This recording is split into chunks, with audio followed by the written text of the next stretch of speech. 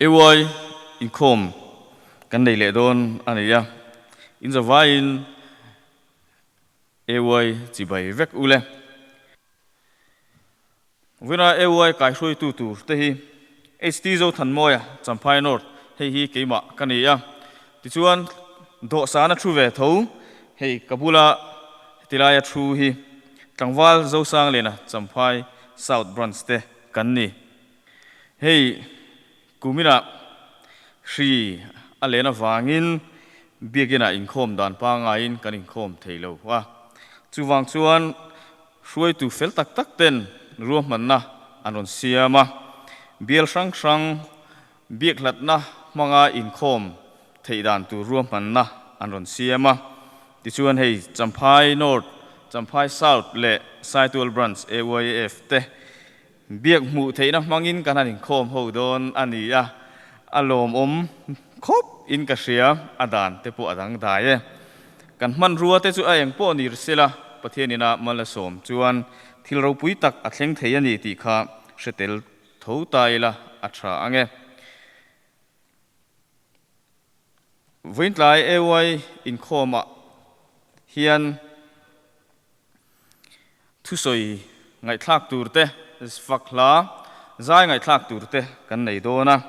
thusoi hi mi pathum nena tangin kan ngai thla anga zai hi mi panga nena tangin kan ngai thla don ani AY Inkhawm lo tling tak limom tak mang theu turin du sakna ka hlan cheu ani pathian le khabuthiang lim ilo ngai thlang u rom khuwa mi te nena tirko pola le ka thon bungriat chang som ni le pariat le chang som thum hi kan chiar ange tin pathian mangai tu ama a ruat anga akowate tan chuan an thana turin engkimin a thosak hlom thin ti kan ria chang som thum tin aruat lokate chu ako boka tin akowate chu thiam achan tir boka tin thiam achan tir te chu achoi moi boka thiam achan tir te chu achoi moi boka athu kanan chir tak te lalpan kan zatan malmin som sakro se kan tan tu tur nula larin thari saitual branch ilo somang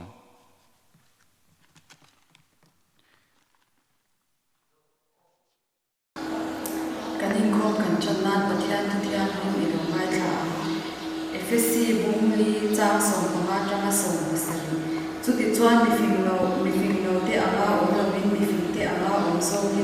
in om da na fin pur ro ni te hi a thak ro awa min rem chan te le zel ro chumi ama chuan a du sula nal ba du zo enge ni ti lo she zo ro ti thleng ni se lo thong chai lal ba kan pathian lim pa ngai tu to thleng e kai shwai na kan chan wangin kan lo ma AY kan lo Inkhawm le do ta lal ba kan Inkhawm chu zo kan ni thla thiang ni min na ngin ro chen chila chan vo le tu tu zong zong te po na ngin kai shwai on pui la tam che kan hun abula tanga atok thlenga min venga min kai shwai tu rin min om bi om pui na ifa ba iso kristan mi kan ro dile amen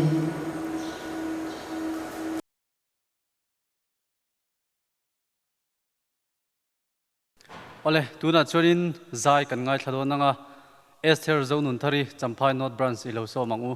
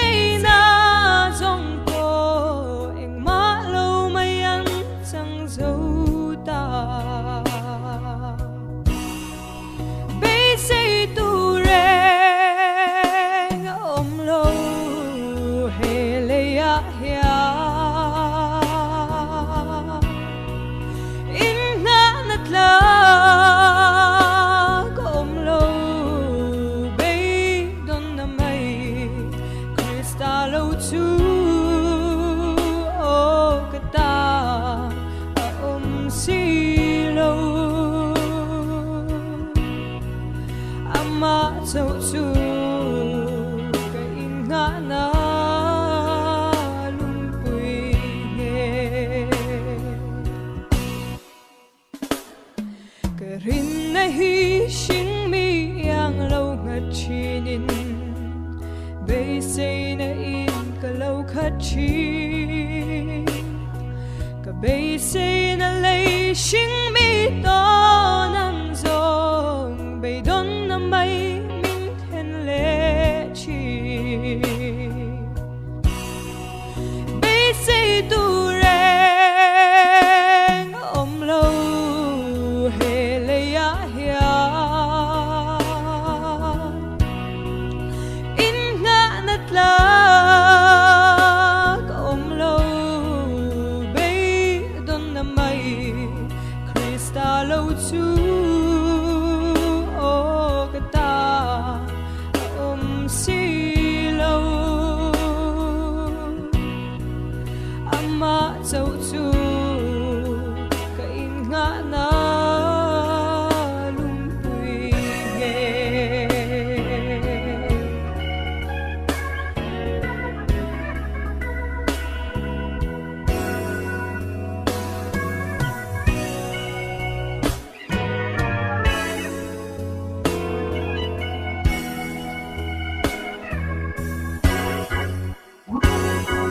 thiam na le thấy na le fin na zong po in nga na tlak ani si lo le ro pui na le ming than na zong po pia le da ya kan zal pui tu bây say tu reng om lâu he le ya hia in nga na tla om lâu bây don na may Krista lâu chu ô cái ta si lâu ama châu chu kan in nga na lung bùi nghe bây say tu reng om lâu he le ya hia in nga na tla om lâu bây don na may Krista lâu chu ô cái ta si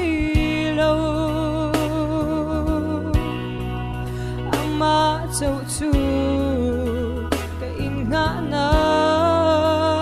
lung bùi nghe ama châu chu cái in ngã na lung bùi nghe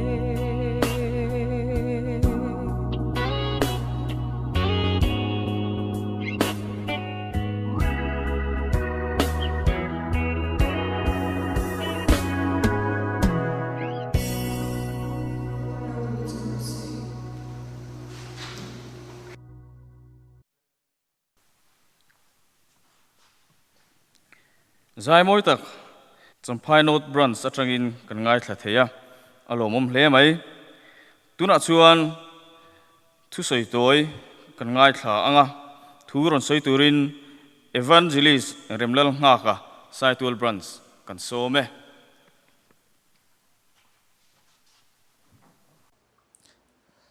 voinia kan thu pui tur chu mi da nang mal som na niang che ti ani don ani ama sen pathian thu thiang him mi lo chiari la Genesis bung som pahni chang khata tanga chang thum zovin kan chiarange tin lalpan abraham hne na chuan I kholama ta le ilai chin te ho zinga ta le ipa ina ta chuak la ram kala entir tur chelama kalro ti chuan chiro pui taka ka siamang chia mal po ka somang chia I ming ka tiro pui bokang tin nang mal som na niang che tin mal som sak tu piang che chu mal ka somanga an chelo tu che chu an chia ka lo ang nang ma chuan le nam tin an la thovengang atia pathin athu thiang him kan chia te kan zatan mal som ro se amen pathian ko na chu thupe ki nei trana thu tiamin azoma mal som nein akha thin ani Abraham po kha thu tiam sakania chu a thu tiam a hlotlina tura ta jong ko na adong ani Abraham ko na don chu a kholama tanga chuaka a chung le khatte kalsana apa in chua san kha ko na adon chu ani ani le ke hi ko kani vem nang kha ko ini vem mathaya bung som ni pani chang som pali kan chiar chuan pathian in mi zong song som thu kan mu ani ti chuan rom bung ria chang som ni paria da chuan ama mangai a ko athil tum ti hlotling tura a ko te an ombok ani chu wang chan pathian hen mi big le mi tlem te ko big lovin khovela mi zong song hi athil tum ti hlotling turin min ko vek ani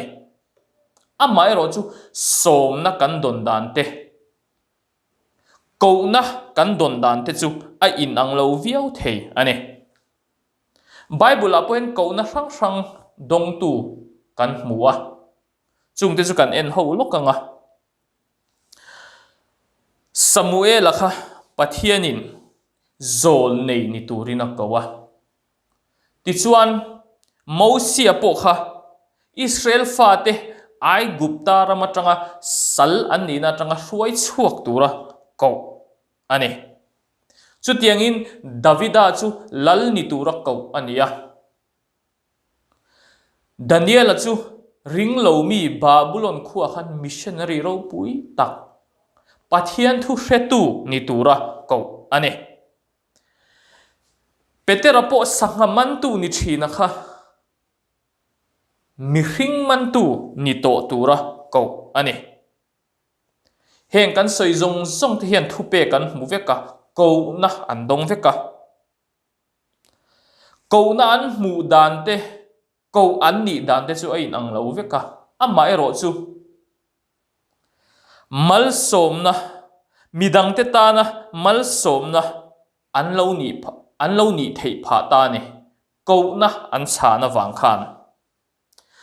voinia chon mal som na ni tura heng mi te anga mal som na ni tura ko kan ni hian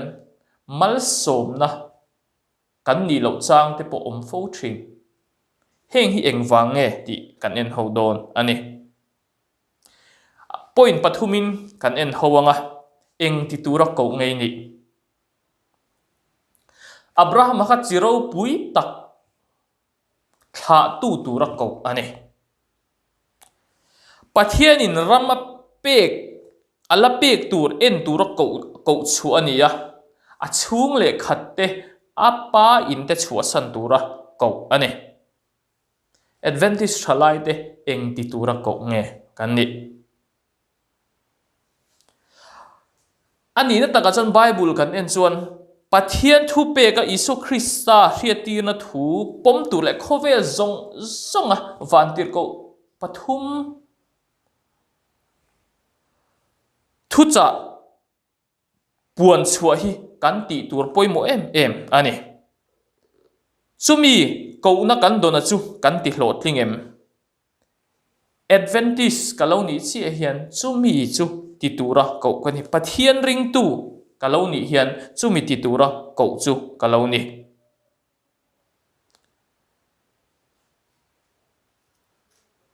heng ko te zing hen mi tu po kan tel ve thei feka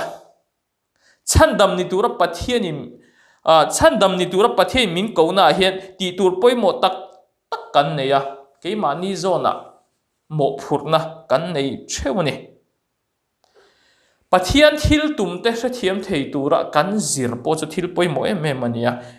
ko kan ni na zon chu kan ti hlo tling em ti hi kan ngai to tur poimo em ani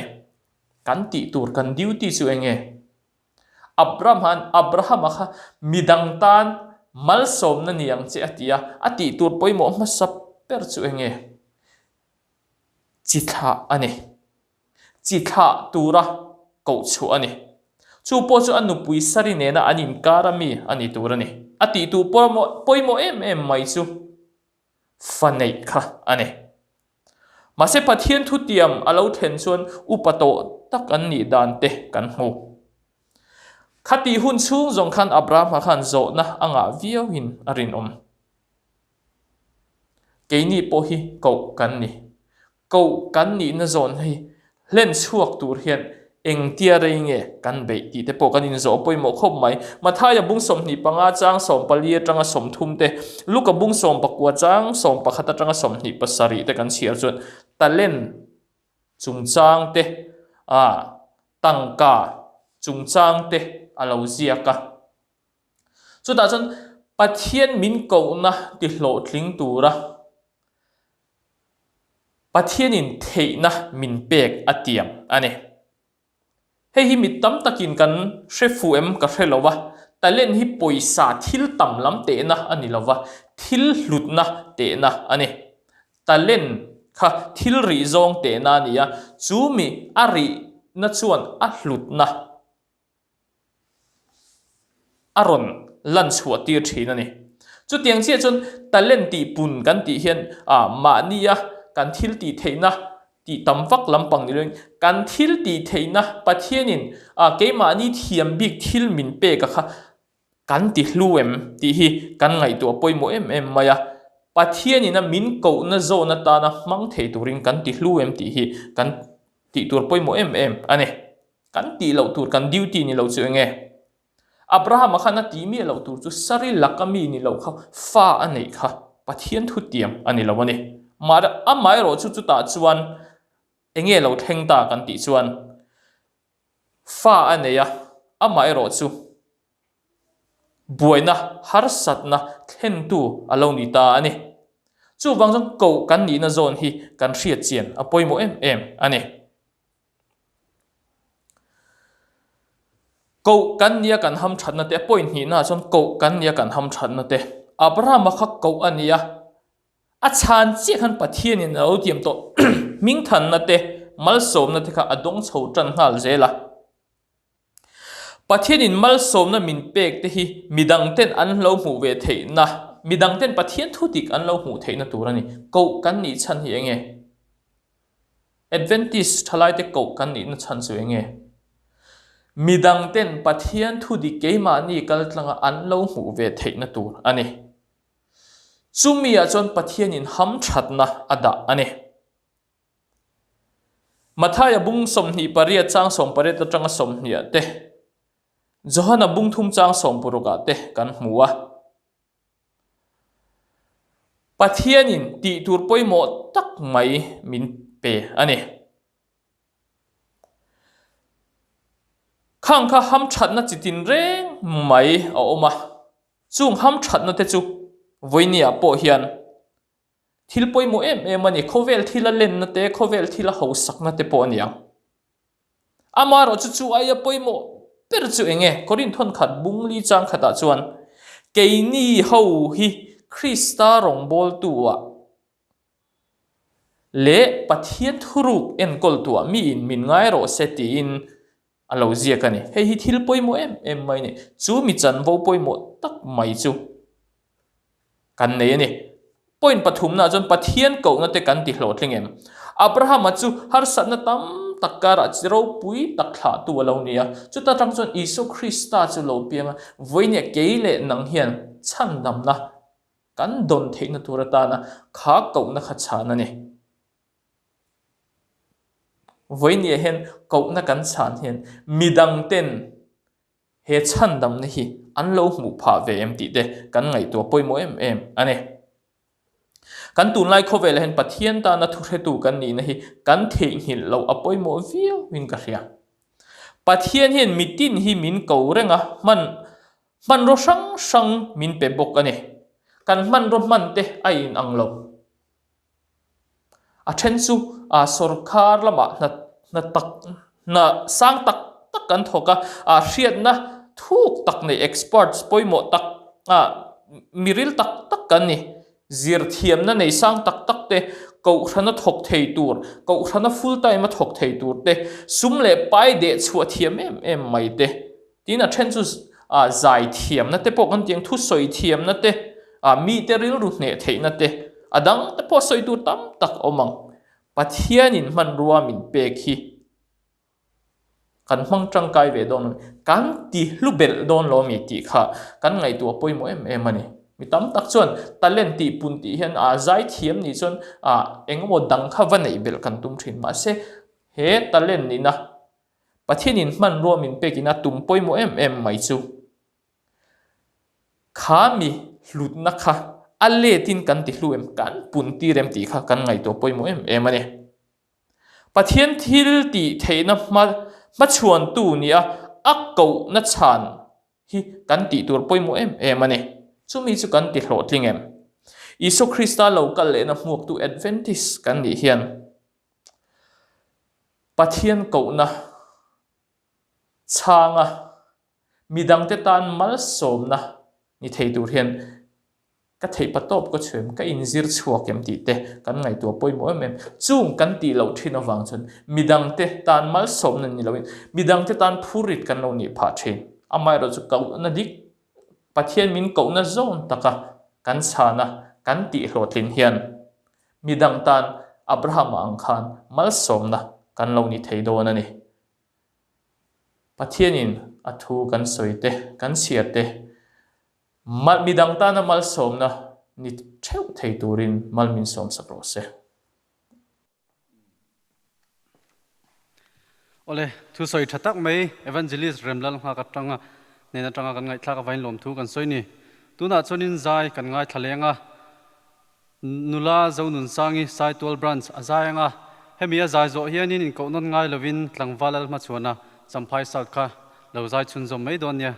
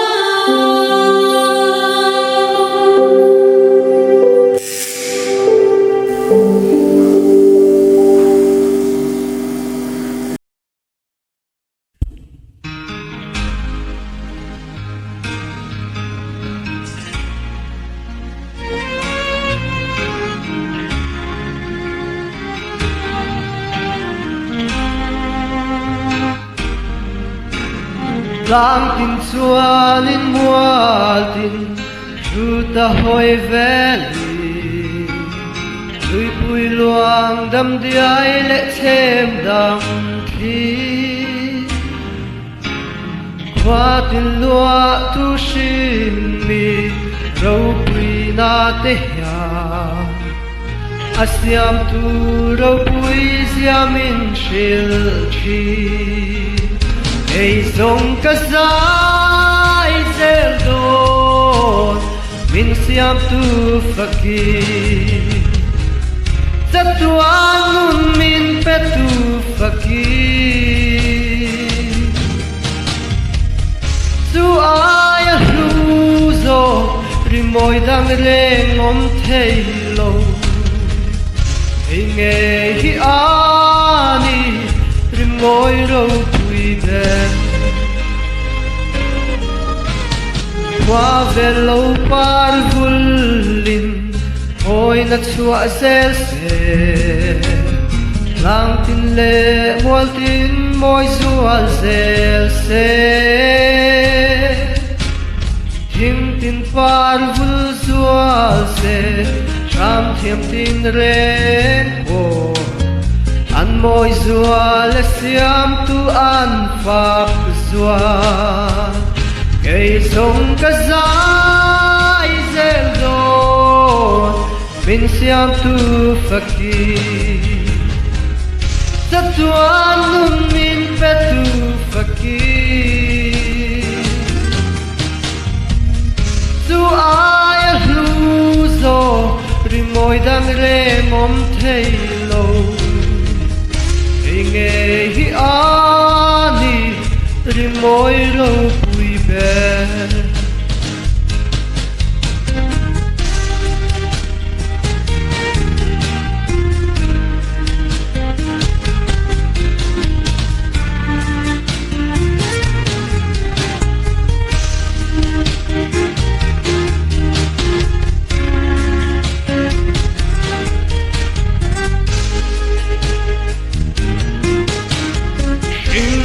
Thiam na fin na song ten nei la Noi moi na le rau pui na song ne Nang soi moi na dal thei em dang ka thang lo Nang phak thei che hi ka tu bere Kei song ka zai zel don Min siam tu fakir Tatuan nun min petu fakir Su ay luzo Rimoy dang rem om thei lo Inge hi ani Rimoy ro pui ben Kei song ka zai zel don Min siam tu fakir Tatuan nun min petu fakir Su ay luzo Rimoy dang rem om thei lo Inge hi ani Rimoy ro pui ber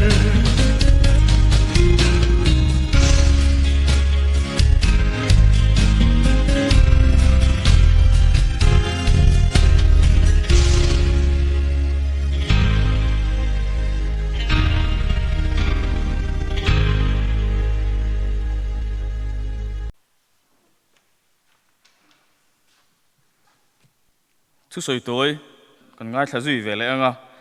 hun ron mang turin pusil thazuala champai not branch kan so me ole voina hun thatak mai kan suai tu ten min pe a kalom hle mai motivational speech soi turin min ti a soi tur tam tak a omanga soi thiam tak tak thu tangkai tak tak soi tur nei te kan om ka ringa chutiang kara chuan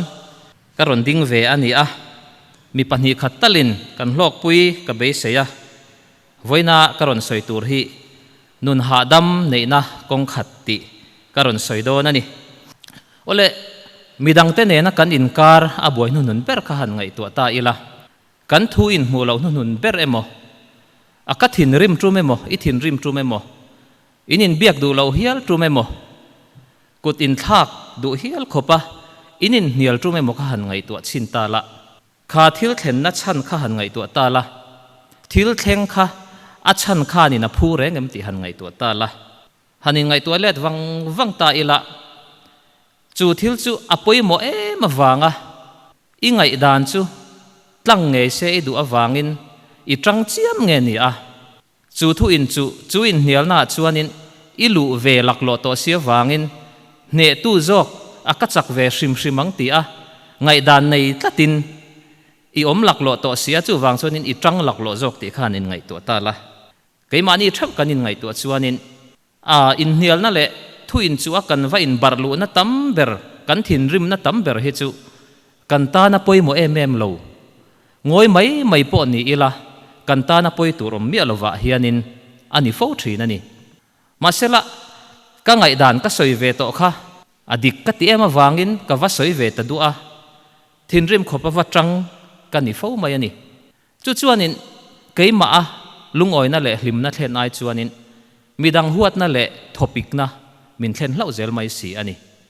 ole WhatsApp lama hianin thuin thon kol thin a oma chu putar kum somriat mi hne na tanga thuron ti hiani a thuron tam tak tha tak mai a oma chu ta chuanin chu mi jinga kanun khoi em mai ka hriat zui reng tak pakhat a oma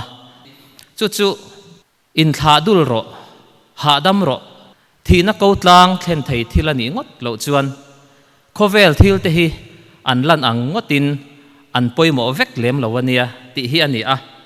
Intlawhtawn ro ha dam ro ti ani chu adikani te ro u a he khovela thil te han ngai tu ta ila alan dan ang ai hianin an lo poimo lo de vekani ti hi kan thre thein ka ringani poimo em kan ngai te po hi alo poimo em lawani kan nun na atan hen alo poimo em lawani thina ko tlang bin thlen thei khop a poimo poi hi alo tam lo khop mai ti hi a chiang em mai ni mani thre hanin ngai tu ta ila ole ni china kan soi tak kan nun te se om fo tu in hnial na te kha han ngai tu let le ta ila a khang in hnial na kan tran na sat dan ngai tu chuanin ka ngai dan khatlang lo ta sela ka thi pha do ni mit emoti tur khopin ka tang fo thin sia ni ti ro u chu tiang khopa na sa chuanin ka tang thin ani masela kan thu in chu bul te kha han ngai tu let le ta ila kan chu chian chuanin chu tiang chu kan nun na ata ni mo kan za na ta ni mo po a poimo phalem lo te an lo ni fo mai ani chu tiang chu ni ma sela thi tha donin kan tang to thin si ani ti ro u chu chuanin midang te ne na kanin lai chin na kha ati cheta fo mai ani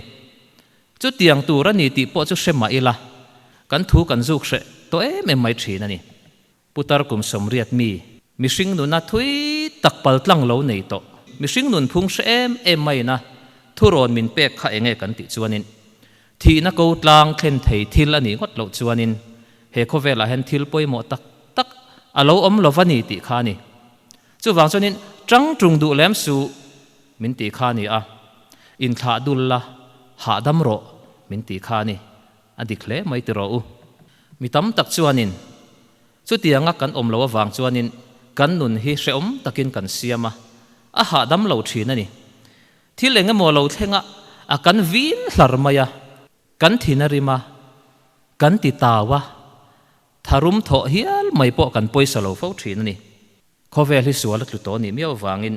thil thaber hi kan tlin lo si a chu ta chuanin a thaber dot te dot le te a thaber dot theu po kha chi sang lo om ta thin ani chu ta tak chuanin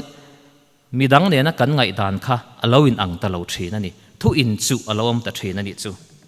chu thu in chu lo om che chuanin ma ni ngai dan ti tlang tlat tum mi te kha an lo om thina chu tiang tur zon thei top kan chu fo thina ni ma ni theu po hanin chut le tai la te ro u nu pa ni emo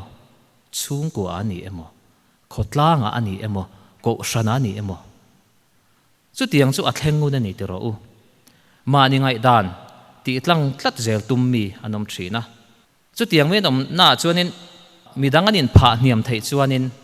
boruak nuam lo a thleng zui vak lo thin a chan chu an ngai dan kha thu du ber ngai dan kha atlang that chuanin atlang zel chuanin buaina om zui vak lo thin ani amaro chu an thu du em ve thawan om to kha chuanin mi pakhat ai tam chu tiang an lo om to china chuanin in hnial bur na achuaka chuanin chung kwa khotlang le ko shan atinuam lo zo vek ta thina ni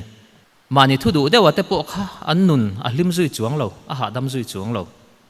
midang huwa ta emo an ram tanga ti tawa te an ram tanga mo an thu atlang po in an hlim tak tak chuang lo wa an thu tlang lo phei chuanin huat na le ti tau na kha an ma ba ka ni fo thina ni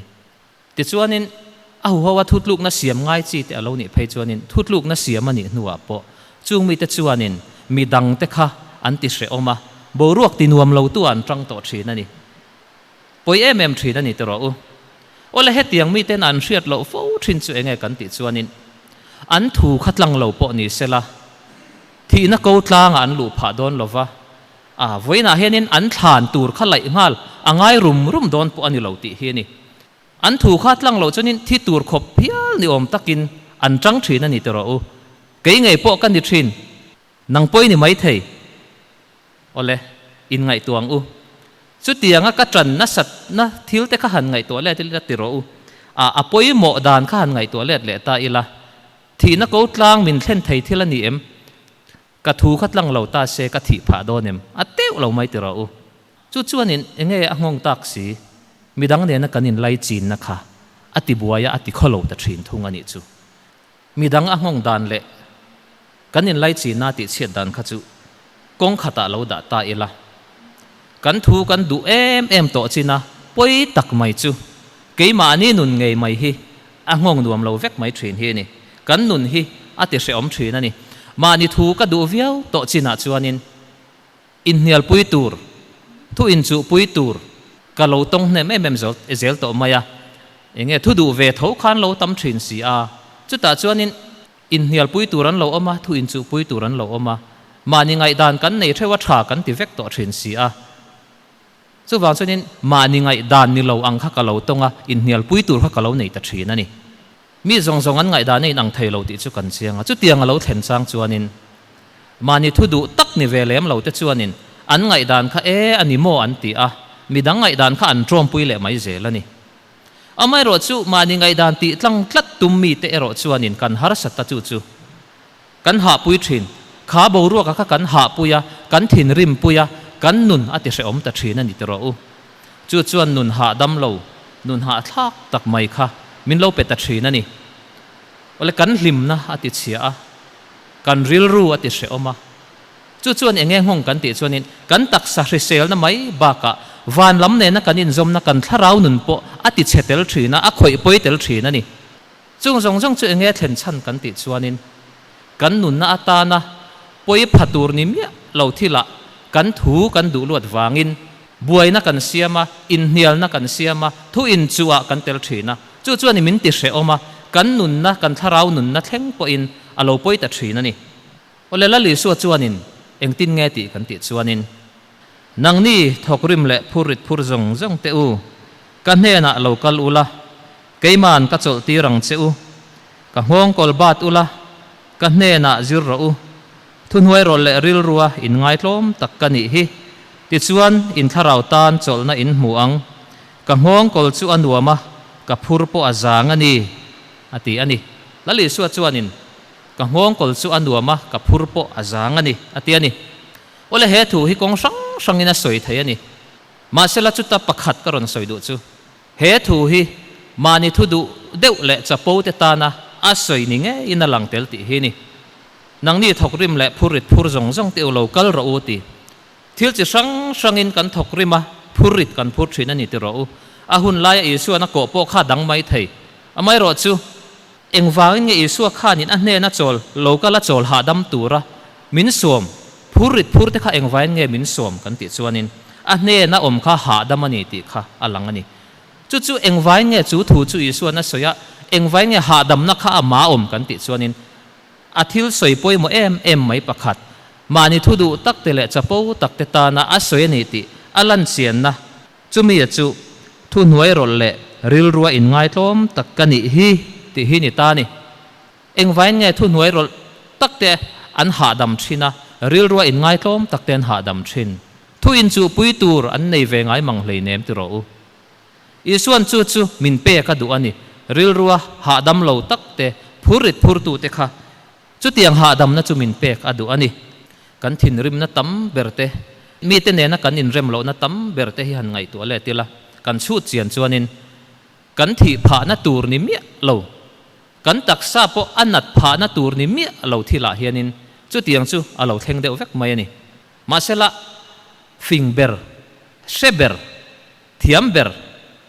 rilber remsheber mo thil ti theiber hu hanga ber chu tiang emo kan in ti tlatawang chuanin ani lo point chu tiang chuan mi in min ngai se emo kan ti tlatawangin midang ne na kan ngai da nai nan lo changin thi tha in kan lo tang thina ni chu wang chuanin kan chol thei lo thina kan ril ru a chol lo wa kan thara wa chol lo thina ni chu chuanin kan nun ati ha thina nun ha dam kan nei lo thina ni tro social media vel hanin hial fiam te hi nuam khop mai phone phe na kan han tai pa nui vur vur chungin kan va in changa kan va chana kha chuanin kan nui ti lang lo a phe na kan nuya anuam ve sim sim ani achang chuanin ma se thui tak kal lo tur ani chu tianga po chuan in hial fiam na ba khi kal lo tur ani ma ni kan ha mai mai private message cha in zuya imiti dan kha chu tiang kha te ngi ngai dan hi in tiang chi phei chu thil trul mi alovani tiro thui tak kal chin lo tur ani ole atak taka phei chuanin social media lam ni lo a phei chuanin kan nun na ta na poi tur khop thile mo ani lo chuanin rei tak in hial na atel thu in chu na tel hi tum lovila nun ha dam kan lo nei do na lo ni waina hen min thil pakhat eng moron ti adua chu chu ka thi na tur ani chuanin le ka thei top chuanin ka lo do po atul mai theye ma sela enge mo ro rel na committee na ni emo chung ku athil soi ho na ni emo ka ngai da na tlang lo wanga thi tur khop ang deuh thoa ka za om na chevek tur emo ka dam lo pha lu na tur khop ni do ne mo anga ka tang thin hi chu tunge se om keima ka se oma ko ran chung ku khotlang ka ti boi thin ani tero chu tiang a chuanin o i soyang chuan ni ro se in soyang chuan ni jok ro se ti thei tu te nun chu a ha dam thina chu tianga kan ti thei chuanin kan ha dam do na ni ka ngai dan chu a thavia wani mai thei ma sela tu emo kha na ngai dan kha a so son du lo chuanin o i ngai dan nang chuan ni ro se a tha e ka ti thei chuanin ka ha dam ma sa do na ni mai ti chuanin chung kwa ko ran khotlang kan hlim do na tho ho na nuam do na ni mai chu chu nun ha dam chu nge poimo na emem kan ti chuanin nun ha dam kan nei chuanin kan thil ti na dang zong zong hi a ngong vek mai ani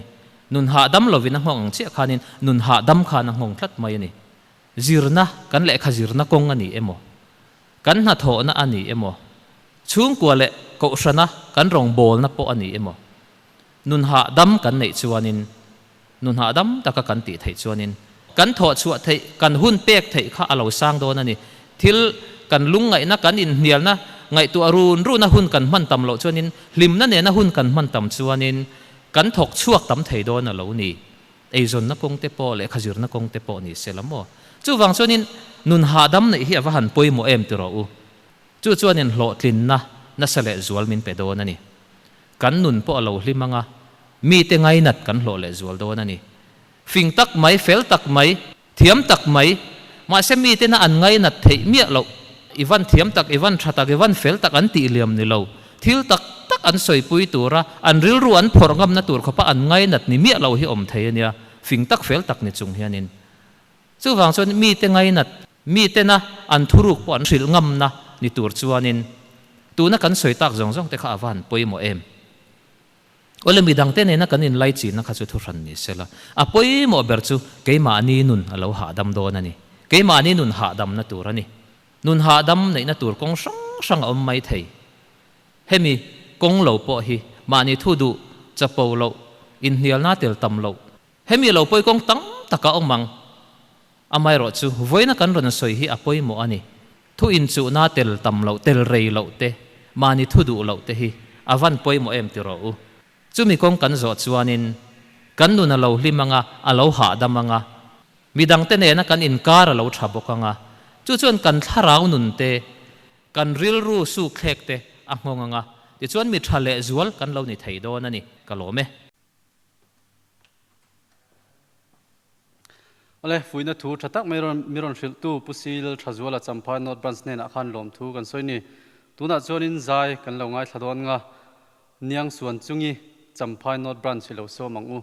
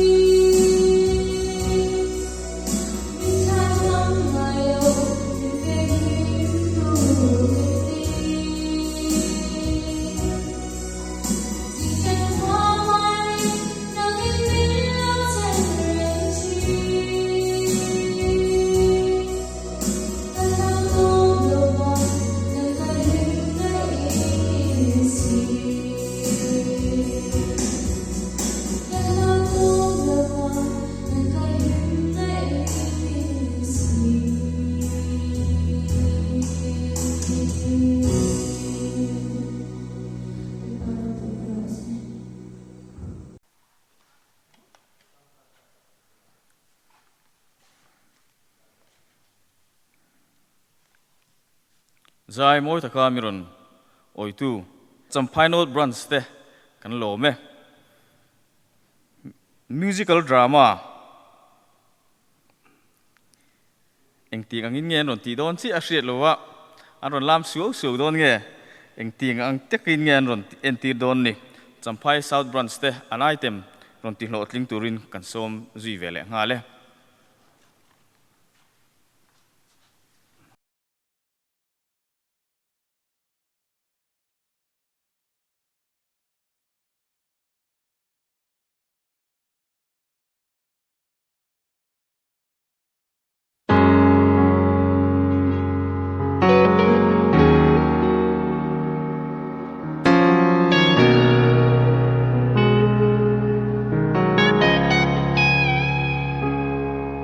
ta nan trong trai na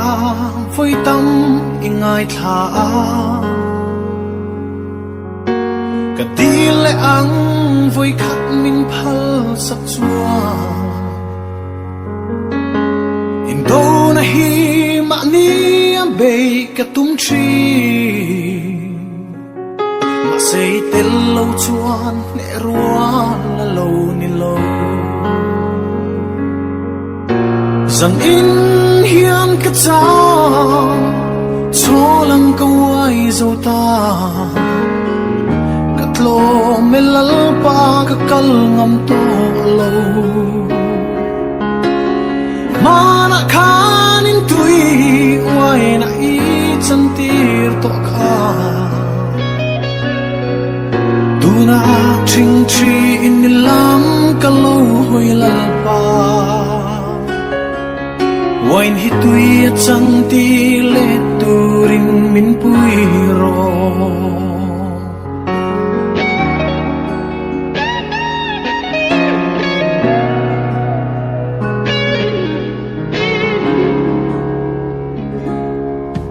Kam mangai te chu voi tang ka liam to a Bei don na ko tlanga ka shuai thling chi ka tan hua ma se mo eng chen nge he no hi men ka lang si lok chua sang in hian ka cha cho lang ka wai zo ta lo me lal pa ka kal ngam to lo mana khan in tui wai na i chan tir to kha tu na ching chi in lam ka lo hoi lal pa wai ni tui chan tir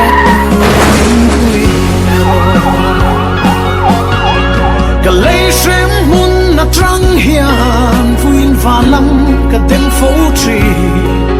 tu na ngai dam ka dil che thil mak su lam ti ro o zanin hian ka chao cho lang ka wai zo ta ka tlo me lal pa ka kal ngam to lo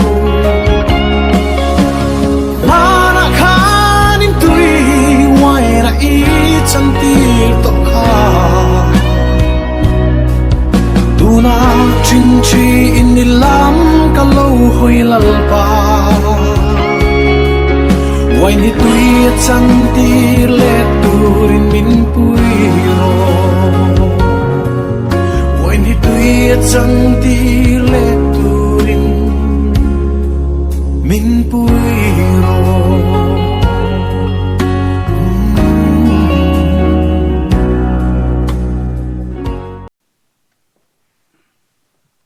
Ole musical drama munam tak mai miron enter to champhai south branch se chunga lom thu kan soini tuna chonin care guidance hun ron mang turin tlangwal zar zoliana saitol branch kan some Ole vin dia champhai lo le champhai south le saitol AYF te joint meeting nei na thu soi tura care guidance lam soi tur min so wa hian tom ka ti le a hun kan nei rei lo wangin a chu zual le ko mo zual ante kan sela e dan ho tu dena topic min pe le soi tu bi ka min han dia chorin Mizoram Civil Service combined competitive examination chung sang kha ania chu kan lu chilanga Mizoram Public Service Commission hianin Mizoram combined competitive examination sang hi le som ni rules siam tharin chu rules ang chuanin examination hi kalpui chho ani dona ama khan combined competitive examination hi Dongpan Australia Amar Chutu Nachun Danthar Rules 2020 Angin Na Ila Turani Tika Gan Sedua Chu He Mizoram Civil Service Combined Competitive Examination Ahiani He MCS Gan Tite MPS Gan Tite MFNS MIS Hi Au Hoa He Combined Competitive Examination Allah Turani Including Tuna po hearing Mizoram Sarkarin MPSC tuning advertisement so make in the rocks in the project line we are na chu kan chalai te kon exam the tu kon si te tuning kan exam ve te ko chai ta ria tho ring nei ring exam ma chon tum te ko in bo se tu khan kan so mu sewa ichon he combined competitive examination again exam hi chong hi nakala pakhat na chunin preliminary exam anthia apahina chunin main exam ania main exam hin interview de akin tela preliminary exam again paper hi oma chun paper ta chu general studies kan ti de aptitude test kan ti de ania he hianin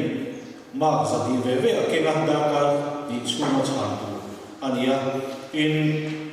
main examination again in a written book showing subject read or machuk to general English dan kita general essay ne general studies paper di omba optional subject pakhat thantura machun chon paper ni akin tela ichona white paper ni atania paper read tehi mark zaku veknin daga thum chu ma chatu ania ichonin acha ka han sita khanin preliminary exam thing kha main exam the during a selection ania chu wangchonin preliminary thate khan kha main exam tel the tu exam the tu chon ni ka lo khata ila chonin amar chu preliminary examination mark kan bu te kha main exam or final results na ai mo khanin mark pu te no ni ka do shre tai la thome chonin he combined competitive examination MPSC na bo se tu hianin tu tenge exam thi condition of eligibility enti chonin Indian citizen in Mizoram Kuala Tui Mizoram se animo pile ute nule pate Mizoram atuna chko ani te aloma in chuba ka choni na kumza ka kumsum ni pakhat ai no panglo le kumsum thum panga ai upalo tinia ang ba ka relaxation schedule caste schedule trap anti hautan kan om le chomani dikha taila inchu ba ka chon tu la chon computer CCC kan di course on computer concept kha nei nei lai to chon computer hi tu lai na na chon thi poi mu tak nei tel do ni ti sheila inchu ba ka chon Mizoram chong i middle school center chin kha thiam mai ni ti kha do taila ti chon he combined competitive examination kan na chira kan hen soi ta khan MCS kan ti te MPS te MFNS te MIS te hem ho hi eng ange ani service hian eng ang sanction strength hian ni te kha lo famous ta la chan chu kina service preference exam 210 service preference kan khan maya khoi nge service nge kan zok lu ber ti kha form kan fill up khan maya chumi tu choni eng service nge tha thalo ti te ko kha share koi mo chu chu an here look ila hand service pali hi group A service vec entry vec ania chu wang choning enge junior grade of civil service kan ti hokha ania MCS again junior grade OC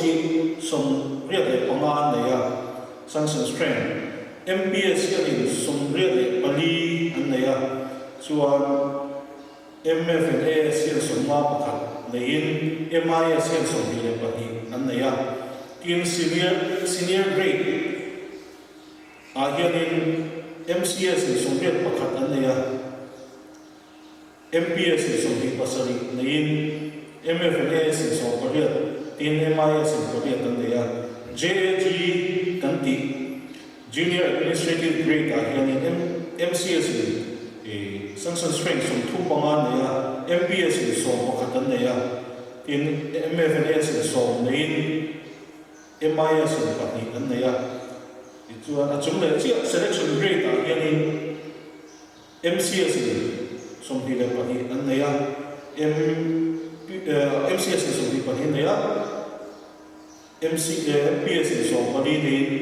MFNS ni panga le MIS ni pakhat an neia yang chuanin super time B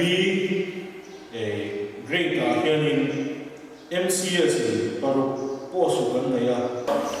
MPS pagi anda MFNS patung dicuarin super time B grade ki MIS kan nai lawa in super time hang civil service tuna competitive examination na kan han soi tau ke o khen san the na ber hi kan shet kem the kan tu secretary rank kan en chu MCS ani panga ania MPS ni pakhat MFNS pakhat ania yang chuanin sanction string zong kang junior grade jana super time kha MCS ni songma pasari nia sanction string MPS ni za sum pakwa MFNS somret poriat MIS ten somthum pathum ania thang kan en choni eng service atinge kai sa na chan cha ti te hoi service ke thang ti te ko ka kan lo chet thiam ei ka be se chu na kan se chan ania e choni advantage te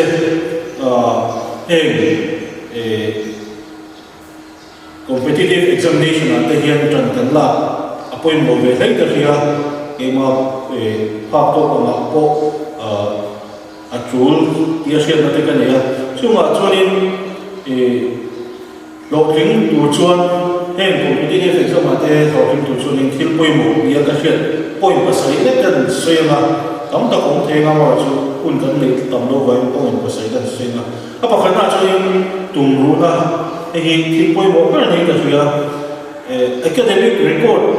nei cha no thi mi ho ti an chok le lo na cha amo nei ani vek kher lo a thiam lo zo ang te po na cha tak tak a to pa chuan lo mu te po kan nei thina chu chen wa nge ti so ni an tum ru wa mani an tum masa kha an tum sa na kha na sa takin an beng sui chuan ni an mani a thiam zo ma lang te poi na an ti the lo kha an ti the chin ni chu wa chuan tum ru na ai hi til poi mo ta ka ni ti tak tak na te lo chuanin lo tin na on the lo MPSC na examination na po sa china po hianin apply exam form and fill up ang sile chu an chatem vel pay fiwa list sami le so sa kan list sami zani somyat parik rukin form and fill up mà sẽ ai exam ta chu sa ka zaru le som ko pathum ania chu wang chuin ai exam nom tak tak kha an claim ina nia in UPSC at ko ni thua MIS exam dan ti me ya te po hian in a form fill up te chu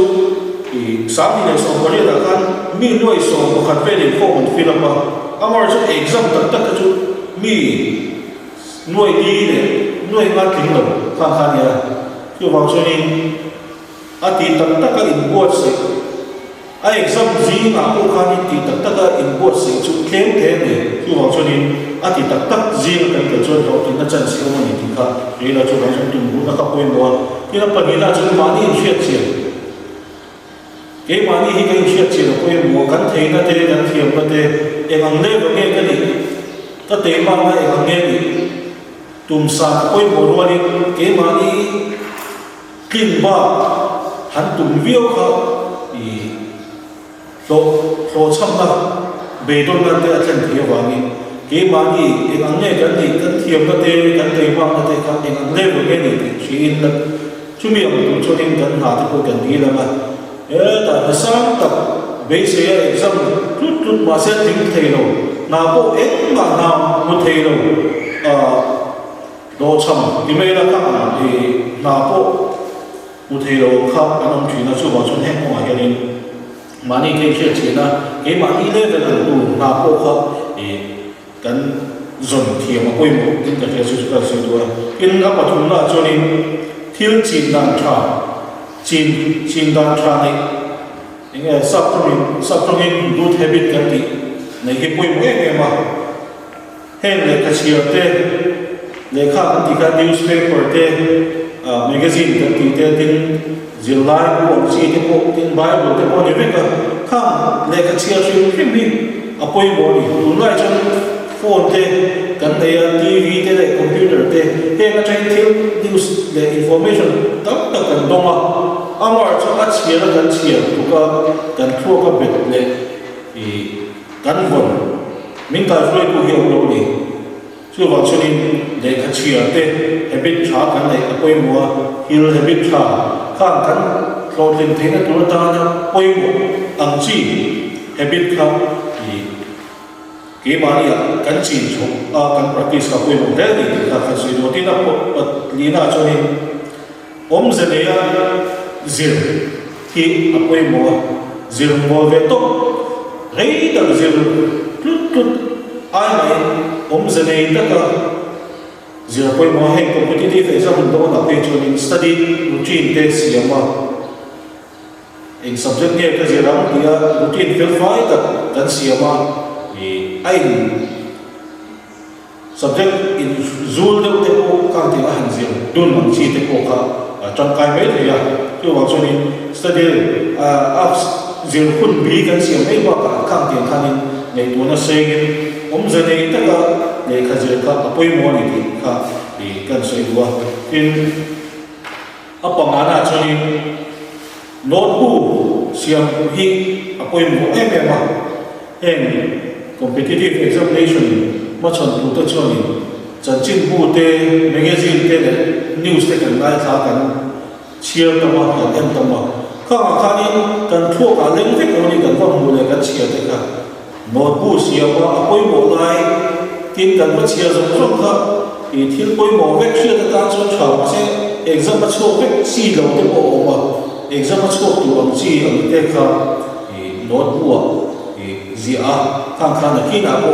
kan ma mo ko na en le te lo sama chu wa chun ka poi mo le ni ka ka sin wa kina pa thum na ka par na chu ni study group enge chia kom friend circle chia circle kan thang ti mo poi mo ni ke ma ni tu mam chia kan ko kan thang ti te poi mo kan chia te tum eng ma ne lem lo wa ko la me ang chi te kan kom suan in khang khan in ke ma ni nge a thalo zo in mi kai hloi te ya chu mang chen in lo king tu chun khang a chian sar ta thwa kha kan thang thiam poi mo le ni ka kan sui wa a to ko ra chen in un lai kan Mizoram ina mani no ka ko la de men chu trong thiam kha ni trong thiam mi poi me ma heng competitive examination na lo thing te hin ta win sap trong thiam te ani ta no a chan chu kan exam na kan medium kha sap pang ni ta do ni sap trong thiam poi mo a writing skill ba nghe interview na te ko sắp trong mà interview với cái điều bằng talking trong số anh chị thì có hiện gần thiệp gần practice in quê môn này trong thiệp luôn cho nên đầu tiên là ra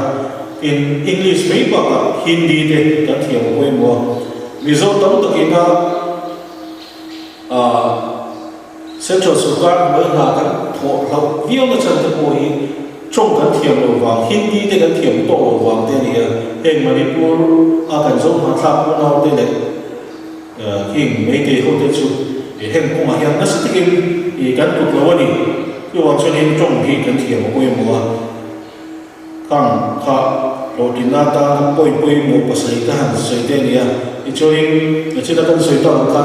advantage cho lại đây hình Bible này và thiên chúa thì mà cần so mấy người là mà hiện hình để khởi dụng nó là mà thế là trà này nó mà tập bộ hiện định mà so với cái tiền cho nên cái hồng bồn nó tập bộ và giao thì do công ty khác thì cần xây dựng đi vậy là hôm trước tất mình bây giờ phải nó cũng xây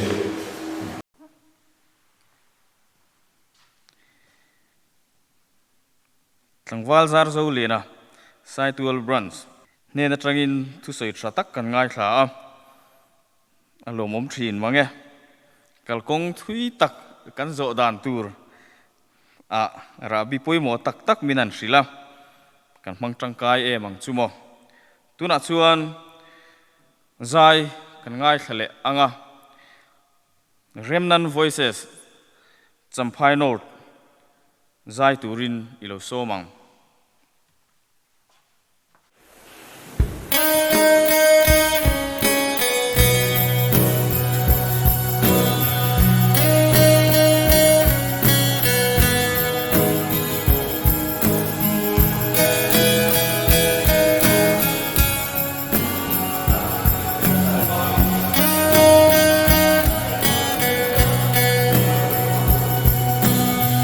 Ghiền Mì Gõ để không bỏ lỡ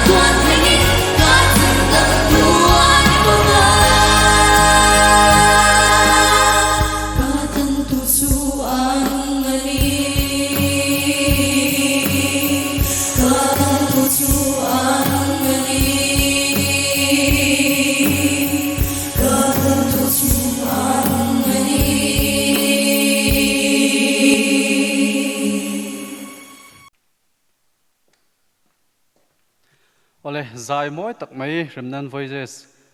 champhai not branch te han zai thiamin anung khop mai an kalena zel tura du sakna kan thlan ni tuna chuanin ka Inkhawm te top na hun kan lo nai don tuanga top na hun min siam sak tu tur hi evan RK lal nei liana saitol branch ania tuna an some tuna chuanin kan Inkhawm te bansai kan lo rel don tuanga kan Inkhawm te kan ti top na pathian ma trong trai na ilong nei ang kan pathian in hong ai tu imal so na kan don kan ta huwa i koi shoi na tu thia kan chana va kon ni na lo thu kan sei ei kan hanin Inkhawm tu sei thata tak tele zai thiam te zai mai tak mai te kan ngai thla heng na ina ta len thata tak pi pek te hi nangin rem cha siam ni ron pan ti ra pe ni ta kan ho pha ko maya nangin kan thilung thawa ron ti nangin mal mi som je lan se tin hun lo om le tu kal tu jong som ta kan hun thim tak te po chen la ya anin chu ga ta po nangin min ve mi se la hun sang chalai du tak tak om te ila ma tu hun khil tak maya chung trai ne na thei to so ai ma tu na ru le ti tak se te he hun te nangin a mong je thei tu le nangin min tuin ve se lan se chu me chu Isu Krista min kan di la se amen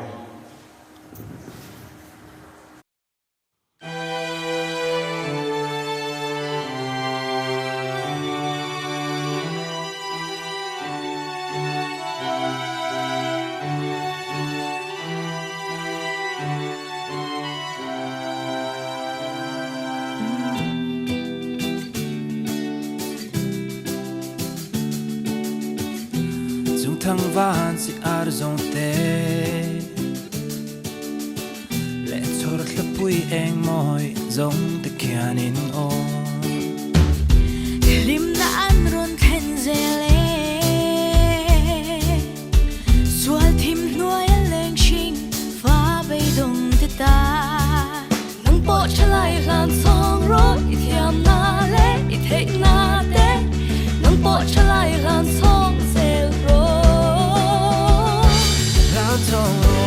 Tâm sinh cha đâm nước kim mà xuông ngài con xuông té lời ba xua đã tu ắt xe hun lu lệ thấy đã té lời ba xua đã mong tu é tu na hia đã bên xuông rồi Tâm sinh cha đâm nước kim mà xuông ngài con xuông té lời ba xua đã tu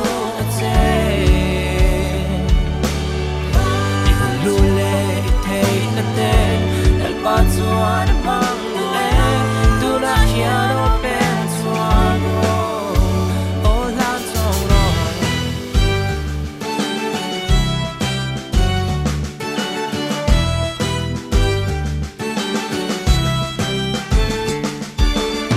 Sual vang sing nun bei dong ten bei sei na nung I swa an mu thei na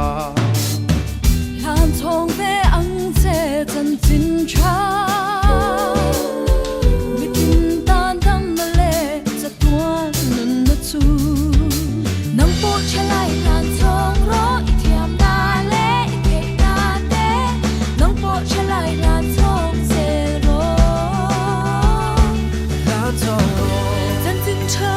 dam na ki mal som na I tan som te lal po chuan na du